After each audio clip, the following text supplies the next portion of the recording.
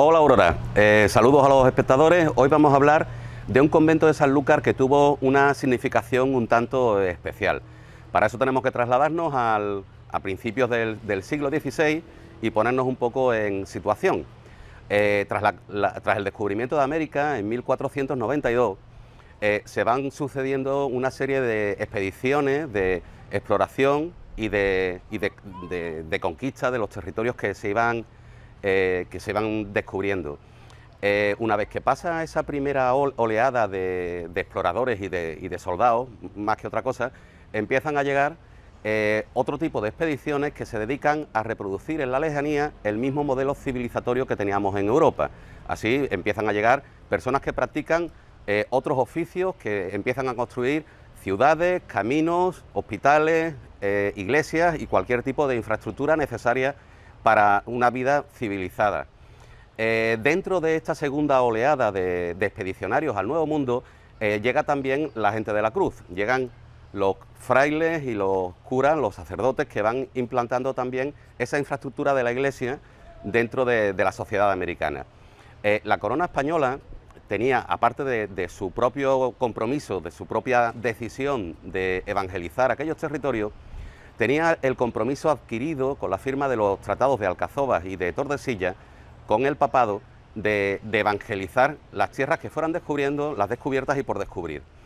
Dentro de ese contexto, la corona y la Iglesia Católica aquí en España hacen un esfuerzo importante para desplazar todas las personas que pudieran, que fueran facilitando, que fueran cumpliendo esa labor.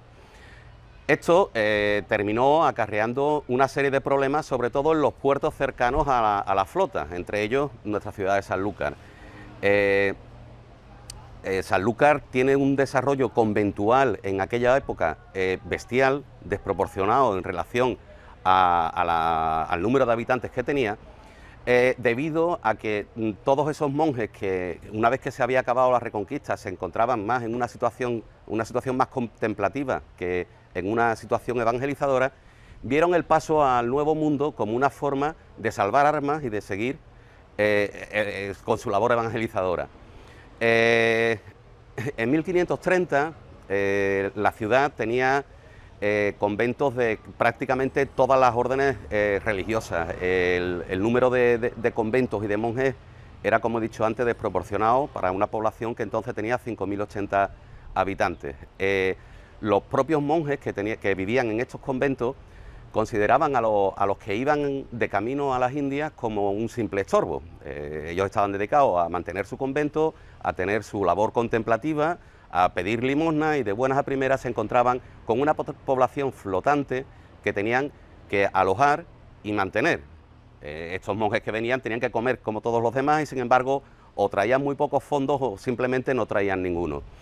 Esos conventos empiezan a quejarse a los generales de sus órdenes, protestando por esa situación, y por otra parte los que iban de transeúntes a América también protestaban porque desde que salían de su convento original hasta que llegaban a Sanlúcar tenían que esperar a que se armasen las flotas, hacían el traslado al Nuevo Mundo, que duraba entre 2 o 3 meses, y llegaban a su destino final, podían pasar tranquilamente un año y medio. Consideraban que ese sacrificio que ellos hacían para evangelizar el Nuevo Mundo no era correspondido por sus propios hermanos de la misma orden. Por lo tanto, también enviaron sus quejas. Todas estas quejas llegan a la corona, y Carlos V toma una determinación un poquito inusual. Se mete de lleno en lo que es la gestión interna de la orden franciscana, porque la principal casa afectada por este problema era el convento que luego se llamaría de San Francisco el Viejo.